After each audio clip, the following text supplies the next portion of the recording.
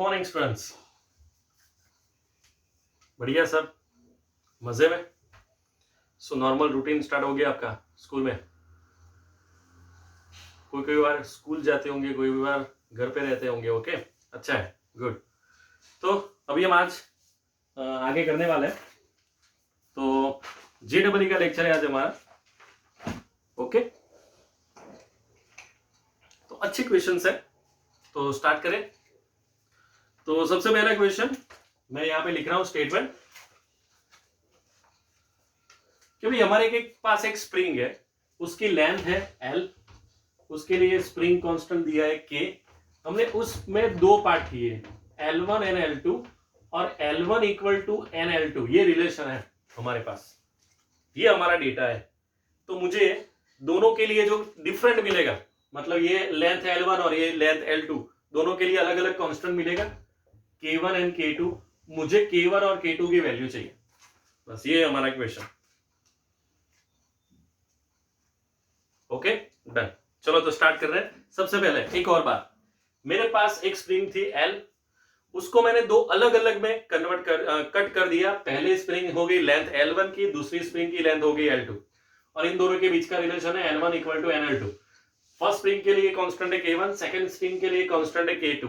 अभी मुझे दोनों के लिए सेपरेटली कांस्टेंट की वैल्यू चाहिए कि वो कितनी होगी। ठीक है, चलो तो स्टार्ट कर रहे हैं। यहां से पहले लेंथ L थी, फिर हो गई L1 प्लस L2। ओके, लेकिन L1 की जगह पे क्या है भाई, NL2। तो अगर मैं इसमें से L2 कॉमन निकालूं तो N+1 हो जाएगा। हाँ भाई, चलो हो गया, कंफर्म, श्योर। ओके, यहां तक देख लो पहले शांति से। अभी स्प्रिंग की फॉर्मूला क्या है, T equal to 2 pi under root L by g. T equal to 2 pi under root L by g, confirm. अभी मैं ओरिजिनल लेंथ क्या थी, L, तो उसके लिए कांस्टेंट था K।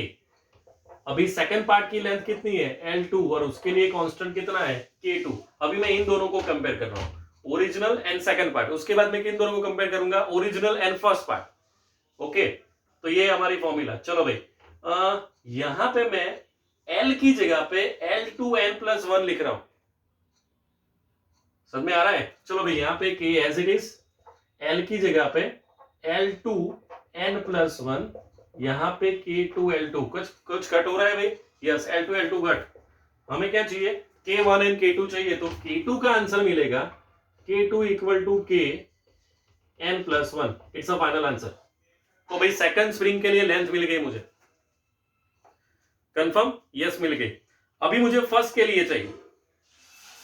अभी हमें किसके लिए चाहिए भाई, फर्स्ट के लिए लेंथ चाहिए। तो क्या कर सकते हैं, सेम टू सेम दोबारा करेंगे।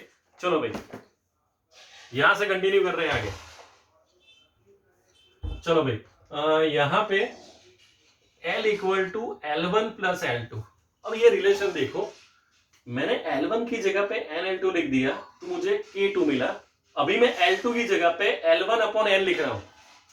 चलो भाई, तो L1 की जगह पे L2 बाय N, ठीक है। सो 1 ये हो जाएगा। इसकी जगह पे ये भी लिख सकते हैं,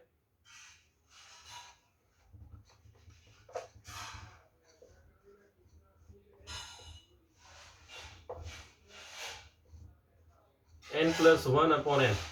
चलो, ये मेरा L हुआ। जैसे मैंने फर्स्ट और सेकंड को कंपेयर किया था, वैसे अब मैं फर्स्ट और ओरिजिनल का, मतलब ओरिजिनल और सेकंड किया था, अभी ओरिजिनल इंटू फर्स्ट कर रहा हूं। मुझे K1 चाहिए, L की जगह पे ये लिख रहा हूं। सही किया ना हमने कुछ? L1 अपॉन N है ना।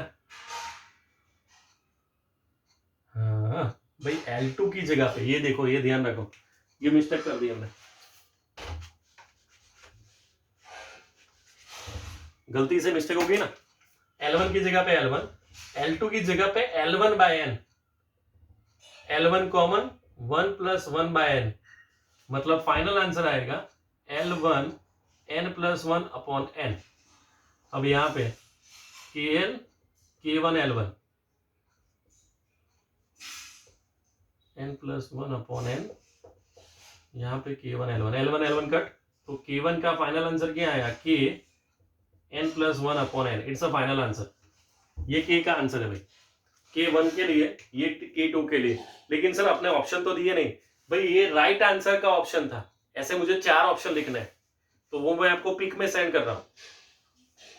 सब में आ रहा है, ये राइट आंसर है, ये दोनों, ये 2 आंसर राइट है। वैसे टोटल 8 ऑप्शन, 8 आंसर लिखने पड़ते, एक में 2 मतलब, ओके। तो इसकी वजह से तो आधा लेक्चर तो उसमें चला जाता भाई, उसकी वजह से ये मैंने डायरेक्ट मेथड सॉल्व की है, ओके। तो ये k1 है और ये k2 है।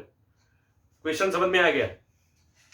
एक पेंडुलम और स्प्रिंग, लेंथ कितनी L, उसके मैंने 2 पार्ट किए, सेम पार्ट किए नहीं पता है मुझे कैसे पार्ट किए, सिर्फ ये रिलेशन दिया है L1 = Ln2, मतलब 2 अलग अलग पार्ट कर दिए। लेंथ L1 तो कांस्टेंट k1, लेंथ L2 तो कांस्टेंट k2, मुझे यही चाहिए, k1 और k2 चाहिए मुझे, और ये मेरा आंसर है। Got it, confirm. तो अभी नेक्स्ट क्वेश्चन कर रहे हैं, ओके। चलो भाई next question.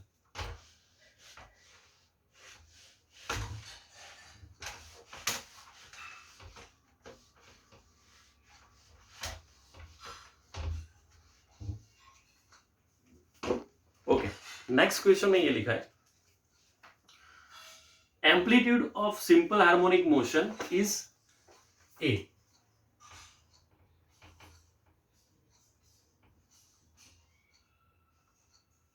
Amplitude when it is at distance y from the mean position of the path of its oscillation, the simple harmonic oscillation receives blow in the direction of its motion which doubles its velocity instantaneously। Okay, जब displacement y था, amplitude था, अभी उसकी velocity double हो गई, तो उसका जो न्यू एम्पलीट्यूड होगा वो फाइंड आउट करना है, और ये रहे उसके 4 ऑप्शन, है ना। एक और बात कि भाई सिंपल हार्मोनिक ऑसिलेशन हो रहा है, डिस्प्लेसमेंट कितना y, एम्पलीट्यूड कितना कैपिटल A, ठीक है। अभी उसकी वेलोसिटी डबल हो गई, डन। तो ये जो नई वेलोसिटी है उसका एम्पलीट्यूड कितना होगा, ये 4 ऑप्शन है हमारे पास, तो भाई ये सॉल्व करना है भाई। तो वो वर्ड याद रखना कि वेलोसिटी पहले से डबल होगी, वेलोसिटी कितनी थी पहले v, अभी कितनी होगी डबल, सो v1 = 2v, यस और नो। ये ओरिजिनल, इसको डबल कर दी तो मुझे अभी ये न्यू वेलोसिटी मिली। अब v की फॉर्मूला क्या है, याद करो, omega √a² - y², omega √a² - y², बस। तो अभी वही लिखनी है, मैं यहां पे लिख रहा हूं,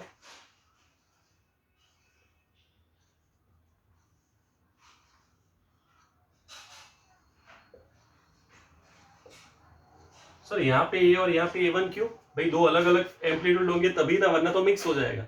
ये पुराना एम्पलीट्यूड जो पहले ए था वो, और ये नया एम्पलीट्यूड जो अभी हमें आंसर में चाहिए, ओमेगा² था ना, हाँ ओमेगा² था।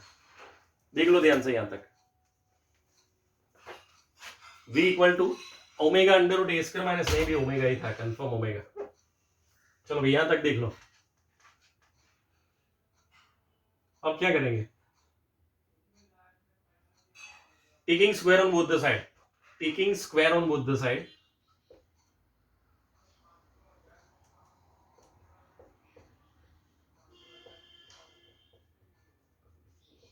ओमेगा² कट,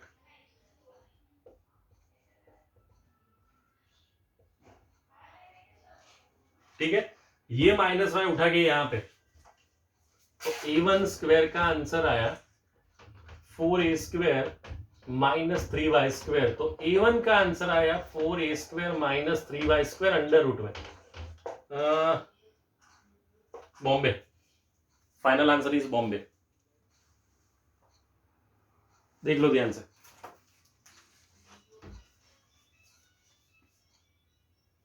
समझ में आ रहा है भाई, कंफर्म, लॉक किया जाए, ओके। नेक्स्ट क्वेश्चन,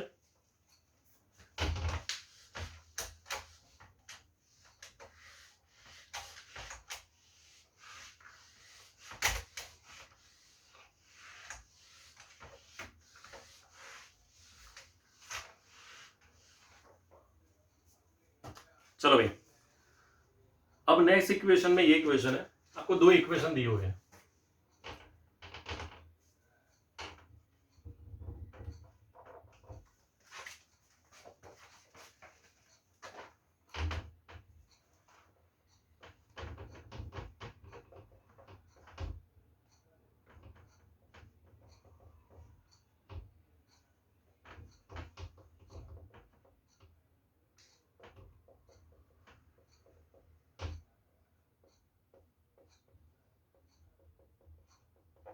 भाई ये दोनों इक्वेशन दी है, अंदर ये बोला है find the ratio of their amplitude, what are the time period of the two motion. तो दोनों का एम्पलीट्यूड, उसका रेशियो, और दोनों के लिए separately periodic time find out करना है। ठीक है, तो करें स्टार्ट। ठीक है, तो चलो भाई, यहां पे अभी पहले स्टेटमेंट देख लो, दोनों में से किसी एक को चेंज करना पड़ेगा। किसको? फर्स्ट को और सेकंड को। फर्स्ट तो ऐसे ही y equal to A sine omega t. Okay, सबसे पहले फर्स्ट को, ये जो पाई बाय 4 है ना, उसको मैं अंदर ले जा रहा हूं।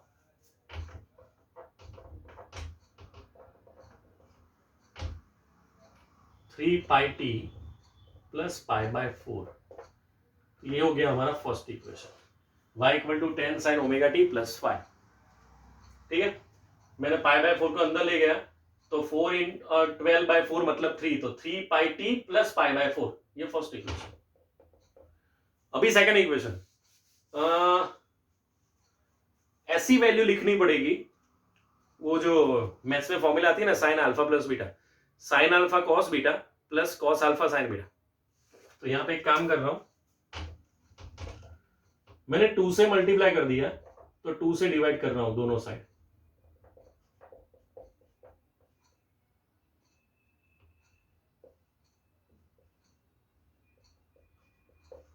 डन। चलो भाई, यहां पे साइन है तो बाजू वाला कॉस ही होगा, और यहां पे कॉस है तो बाजू वाला साइन के लिए लेना पड़ेगा, तभी वो फॉर्मूला बनेगी। तो चलो भाई, ये साइन है तो कॉस में 1/2 कब आता है? 60। लेकिन उसको हम लिखेंगे कैसे? कॉस पाई बाय 3 लिखेंगे। कॉस 60 मतलब क्या? पाई बाय 3। यहां पे कॉस है मतलब साइन, साइन में √3/2 कब आता है? अगेन 60, है ना?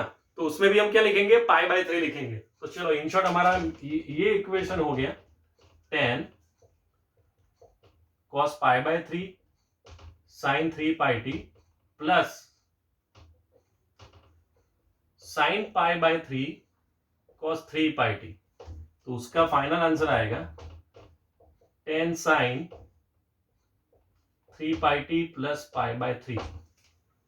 ये हमारा फाइनल आंसर आएगा।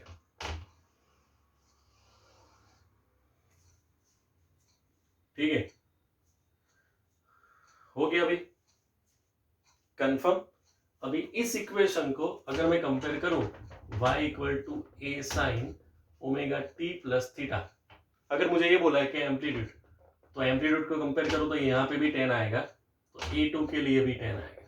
चलो, अभी पीरियोडिक टाइम, तो पीरियोडिक टाइम मतलब क्या है? Omega equal to 2 pi by t, तो टी मतलब क्या? 2 पाई बाय ओमेगा। यहाँ पे ओमेगा कितना है? 3 पाई, यहाँ पे भी 3 पाई, मतलब दोनों सेम ही है भाई। तो 2 पाई अपॉन 3 पाई, तो pi pi cut, your answer is 2/3। तो फर्स्ट के लिए भी 2/3 पीरियोडिक टाइम, और सेकंड के लिए भी 2/3 सेकंड, दोनों वैल्यू सेकंड में। चलो, अभी इसका रेशियो बोला है, तो A1 अपॉन A2, तो रेशियो क्या आएगा? 1। तो आपका answer, the ratio of the amplitude is 1।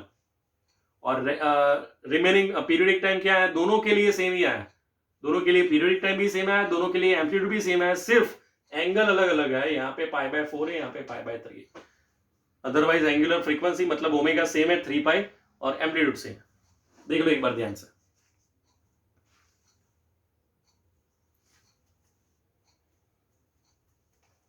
समझ में आ रहा है भाई? श्योर? क्योंकि हम आगे जा रहे हैं इसलिए।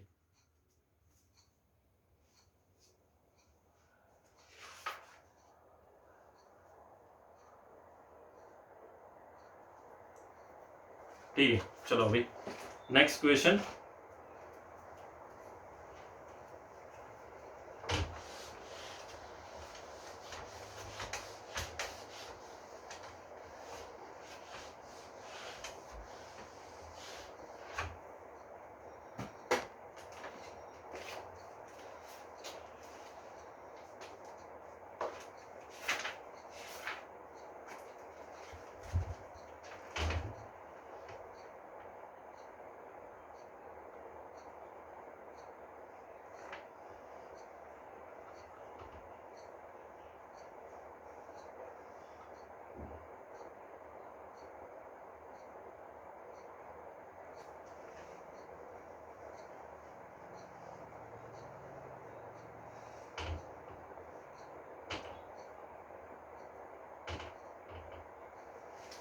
चलो ये आपका डायग्राम। अंदर ये पूछा है what is the periodic time.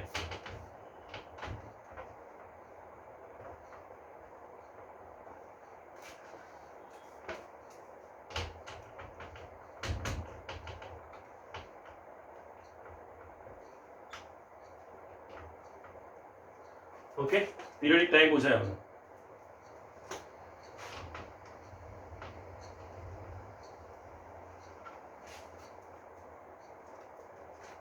m/3 के है यहाँ पे 2π3m/k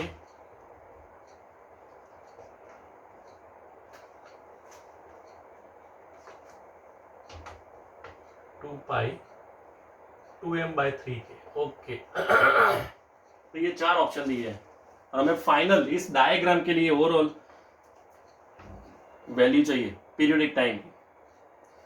सो कैसे करेंगे?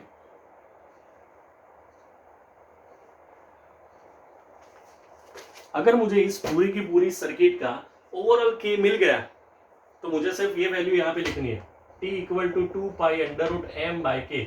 इसमें k की जगह पे इन सबका एडिशन करके जो भी बन रहा है वो लिखना है मुझे। सर तीनों का एडिशन कर लेते ना कि ये टोटल 3 है तो 3k, तो t इक्वल टू 2π√m/3 ऐसा ये रहा सर बॉम्बे आंसर। ऐसा थोड़ी होता है भाई, ये देखो सीरीज में कनेक्शन है, पैरेलल में कनेक्शन है, वो सब देखना पड़ता है ना। ठीक है, तो देखो ध्यान से, अभी जब मैं बोल रहा हूं ध्यान से, इन दोनों का कनेक्शन कैसा, सीरीज और पैरेलल। 10th में करंट इलेक्ट्रिसिटी में चैप्टर 4 में हमने, सॉरी 10 और 11 चैप्टर था, 10 और 11 नंबर का चैप्टर था, यस, उसको हमने सॉल्व किया था series connection parallel connection 10th standard में साइंस फिजिक्स में। ओके, तो अगर सीरीज में है, अगर 3 रेजिस्टेंस मेरे पास सीरीज में है, ऐसे ये टॉपिक भी हमने सॉल्व किया है इससे 2 या 3 लेक्चर पहले JEE में। ओके, तो अगर सीरीज में तो क्या लेते थे, एडिशन करते थे R1 + R2 + R3।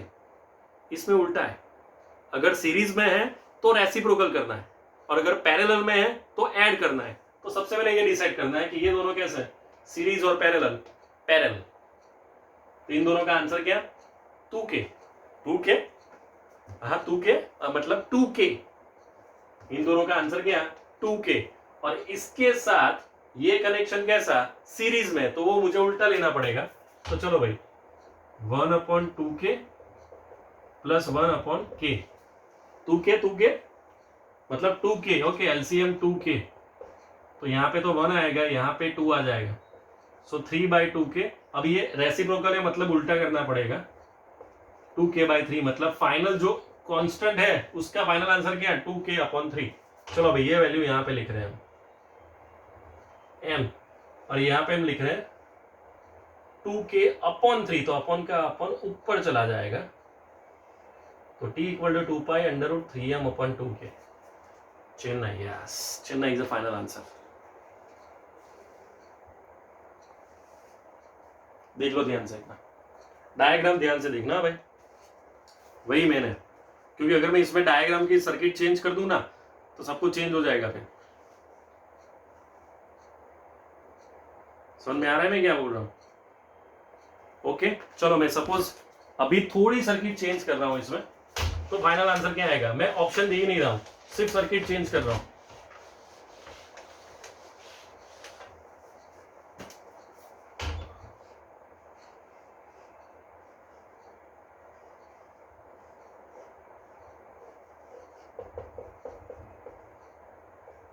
के स्प्रिंग, के स्प्रिंग, के स्प्रिंग, के स्प्रिंग। चलो अभी ये दोनों कैसे, पैरेलल, तो आंसर 2k।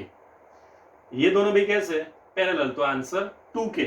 तो 2k और 2k कैसे, सीरीज, तो 1/2k + 1/2k, तो 2/2k मतलब 1/k, उसका उल्टा करेंगे तो आंसर k। तो इसका फाइनल आंसर क्या आएगा, t इक्वल टू 2π√m/k ही आएगा, जो आइडियल फॉर्मूला वही बनेगा इसके लिए।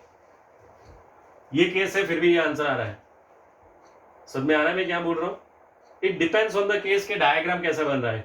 दो पैरेलल और वो दोनों सीरीज में। इससे पहले क्या था, 2 पैरेलल था, उसके साथ एक था सीरीज में, इसलिए कंफर्म। देख लो जल्दी, सॉल्व करके लिखना ये वाला। सर आपने थोड़ी सॉल्व किया है, लेकिन इतना इजी है कि सॉल्व करने की मतलब मुझे जरूरत नहीं है, आपको तो सॉल्व करना है अभी। 1 साल बाद थोड़ी याद होगा क्या किया था। आपकी JEE नीट की एग्जाम होगी 22 में, क्योंकि अभी आप 11th में।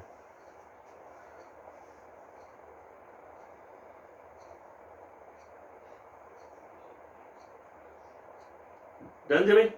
तो मैं इसके साथ ये क्वेश्चन की मतलब पिक सेंड कर रहा हूं, और इसी चैप्टर के और क्वेश्चंस की भी मैं आपको PDF सेंड कर रहा हूं। तो सॉल्व करते रहना, फेयरबुक बनाते रहना, पढ़ते रहना और मजे करते रहना। कोई भी डाउट है तो मैं बैठा हूं। Done done. Okay sir, bye bye.